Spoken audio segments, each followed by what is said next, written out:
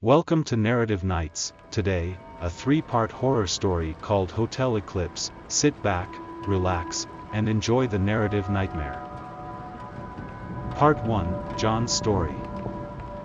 John was always fascinated by haunted places, so when he heard about the infamous Hotel Eclipse, he knew he had to check it out.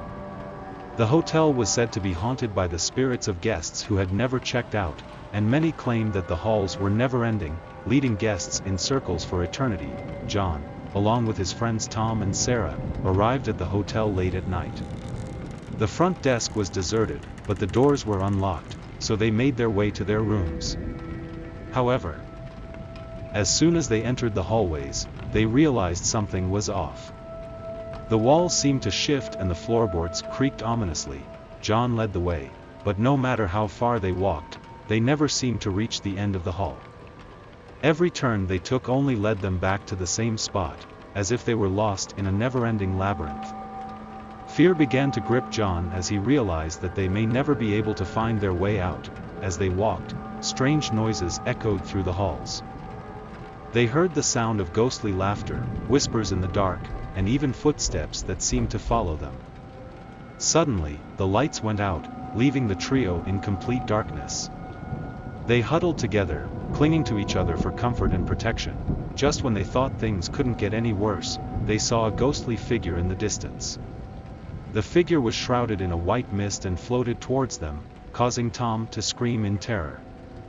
The figure disappeared as quickly as it had appeared, leaving the three friends shaken and scared. As they continued down the hall, they came across a room with an open door. Inside, they saw ghostly apparitions of guests who had never checked out, still lingering in the room. The guests were frozen in time, forever trapped in their final moments. John, Tom, and Sarah quickly backed away, not wanting to be trapped like the ghosts. They tried to find their way back to the front desk, but every turn only led them further into the maze of never-ending halls. They stumbled upon a room filled with antiques, including an old Ouija board. John foolishly suggested they use it to try and communicate with the spirits. As soon as they began to use the Ouija board, things took a terrifying turn. The room became icy cold, and the lights flickered. The planchette began to move on its own, spelling out messages from the spirits. The messages warned the trio not to leave the hotel, or they would never be able to escape. The three friends were now trapped in the hotel, unable to find their way out. They spent the night huddled together, too scared to move. The ghostly figures continued to haunt them, taunting them with their fate. In the morning, they woke up to find themselves in a completely different part of the hotel. They were finally able to find their way to the front desk, but when they tried to leave, they found that the doors were locked from the outside. They were trapped, just like the spirits that haunted the hotel. Days turned into weeks, and weeks turned into months. The three friends were never seen again, and the hotel remains a mystery to this day. Some say that they are still trapped within its never-ending halls, forever lost in the maze of the Hotel Eclipse. Part 2, Alex's Story. I was always fascinated by the story of the Hotel Eclipse and the disappearance of John, Tom, and Sarah. I couldn't help but feel drawn to the mystery of it all, so I decided to investigate for myself. I arrived at the hotel on a stormy night, just like John and his friends had all those years ago. As soon as I stepped into the hallway, I felt an overwhelming sense of dread. The walls seemed to shift and the floorboards creaked ominously. I knew I had to be careful, so I made my way down the hall, searching for any sign of John and his friends. But no matter how far I walked, I couldn't find the end of the hallway. I felt like I was lost in a never-ending labyrinth. As I walked, I heard strange noises echoing through the halls. I heard the sound of ghostly laughter, whispers in the dark, and even footsteps that seemed to follow me. Suddenly, the lights went out, leaving me in complete darkness.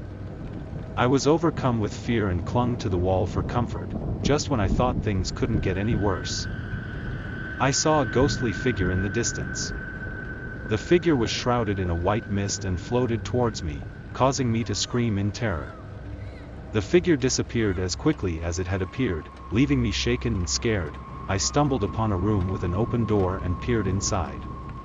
I saw ghostly apparitions of guests who had never checked out, still lingering in the room. The guests were frozen in time, forever trapped in their final moments. I quickly backed away, not wanting to be trapped like the ghosts. I tried to find my way back to the front desk, but every turn only led me further into the maze of never-ending halls.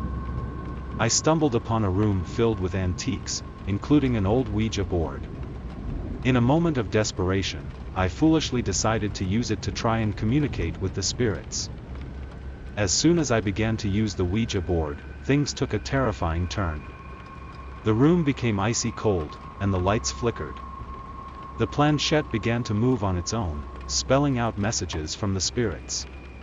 The messages warned me not to leave the hotel, or I would never be able to escape. I was now trapped in the hotel, just like John and his friends before me. I spent the night huddled in the room with the Ouija board, too scared to move. The ghostly figures continued to haunt me, taunting me with my fate. In the morning, I woke up to find myself in a completely different part of the hotel. I finally found my way to the front desk, but when I tried to leave, I found that the doors were locked from the outside. I was trapped, just like the spirits that haunted the hotel. Days turned into weeks, and weeks turned into months. I was never seen again, and the hotel remains a mystery to this day. Some say that I am still trapped within its never-ending halls, forever lost in the maze of the Hotel Eclipse. Just like John and his friends before me, I too became a victim of the Hotel Eclipse. I should have never come here, never tried to uncover its secrets. Now, I am forever trapped, just another ghost lost in the never-ending halls. Part 3, Sarah's Story. It's been years since Tom, John, and I disappeared into the Hotel Eclipse. Time has become irrelevant in this never-ending maze, and we have all come to accept our fate as forever trapped within these haunted halls. One day, as I was wandering the halls, I stumbled upon a man. He was disorientated, and I could see the fear in his eyes. I introduced myself and learned that his name was Alex. He told me about his journey to the hotel, about how he was investigating the disappearances of John and his friends. At first, I was skeptical. After all, how could anyone enter the hotel and not become trapped like the rest of us? But as I listened to Alex's story, I couldn't help but feel a glimmer of hope. Maybe, just maybe, there was a way out of this nightmare after all. I brought Alex to meet Tom and John. They were just as skeptical as I had been, but as we told our stories, we began to piece together a plan. Alex had learned about the Ouija board and how it was used to communicate with the spirits. We all agreed that this was our only hope of escape, so we set out to find the room with the Ouija board. It was a difficult journey, as the halls seemed to shift and change, but eventually, we found it. We sat down at the table and placed our hands on the planchette. As we began to use the Ouija board, the room became icy cold, and the lights flickered. The planchette began to move on its own, spelling out messages from the spirits. The messages warned us not to leave the hotel, or we would never be able to escape. But we were determined to break free from this nightmare. We asked the spirits how we could escape, and the planchette spelled out a single word: sacrifice. We were horrified, but we knew that we had to do whatever it takes to escape. We began to search the hotel for any signs of a sacrifice, and finally, we found it. A hidden room filled with offerings to the spirits. We knew what we had to do. We made an offering of everything we had, hoping that it would be enough, but it was not enough. The spirits were angry and refused to release us from our fate. The doors to the hotel remained closed, trapping us inside forever. However, what we didn't know was that the offerings in the hidden room were infected with parasites. As we made our offering, we too were infected with the parasites. They slowly started to take over our bodies, consuming us from the inside out. The parasites changed us, transforming us into grotesque creatures. Our minds became consumed with the need to feed and spread the parasites to others. We were no longer ourselves, but mere vessels for the parasites. As the days passed, we grew weaker, and eventually, we succumbed to the horrors of the hotel. We were never able to escape, never able to see the sun again. Our bodies were never found, and our disappearances remain a mystery. This is the end of today's session. Don't forget to like and subscribe. See you next time.